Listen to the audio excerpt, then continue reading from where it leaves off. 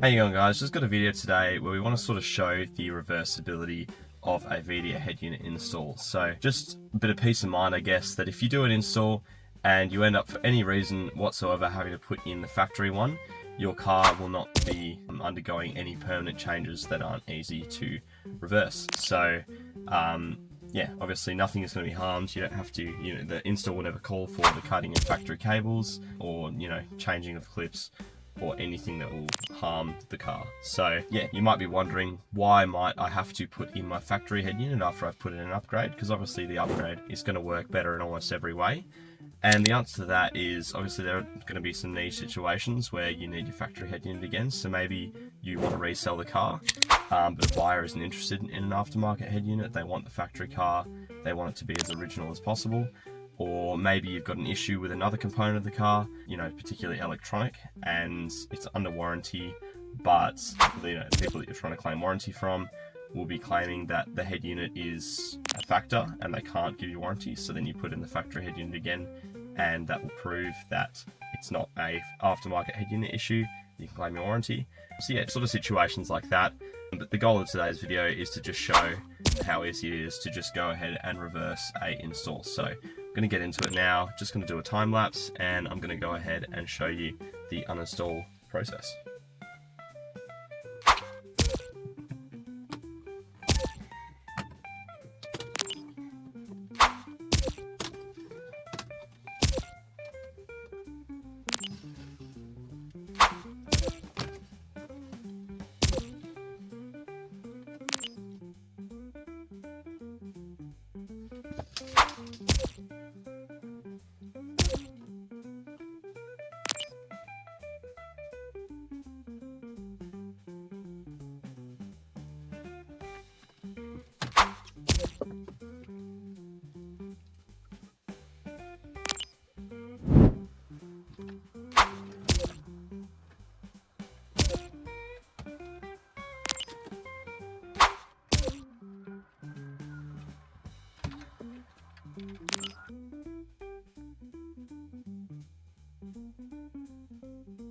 Alright guys, so I've pulled out the main harness and the head unit itself.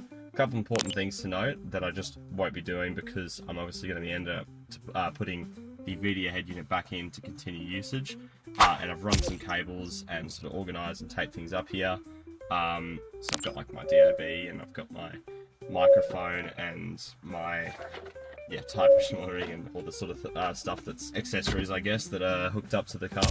So I'm not going to pull these all the way out because that's going to really increase my time of reinstalling. But these are obviously not related to the factory head unit, so I can just push these back there and ignore them for now. But they would be easy to just pull the wires back through. I'm just saving myself a bit of effort on the reinstall here, which is the case, I guess, if you were doing this for the warranty situation that I mentioned before. You'd probably leave this stuff back there so you can easily put it back together afterwards. But as you can see, I've got all of my factory plugs ready again. That's the microphone there. So I can go ahead and put in the factory one again. Alright, so Vhedia head unit uninstalled, and we've got the old factory one, which I have to say is as ugly as the day I left it, with that laminate issue on these Kia Ceratos, which is quite common. But anyway, we'll go ahead and we'll plug back in the factory plugs and push it back into the dash. So let's go.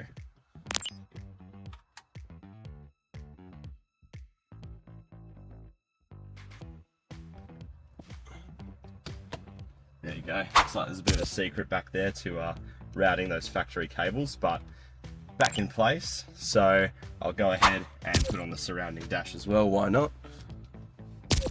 Starting with my aircon. I'm not going to screw it in at the top because I think I've proved my point without doing that. It's got like 2 screws that go behind the screen.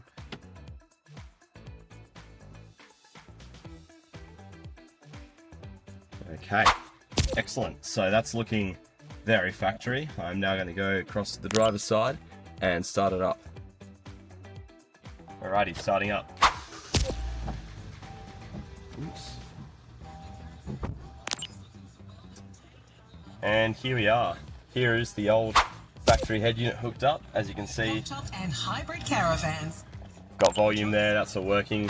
Steering wheel controls still come across as you expect. DAB radio. This car has factory, which is pretty nice. Probably one of the only redeeming qualities. That's all still working. Tap on a new station.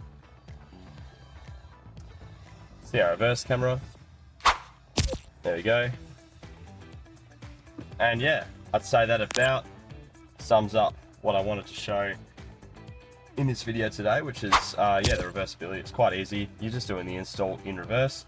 Now obviously this is one car, but I can assure that this will be the case for every single one of our head units.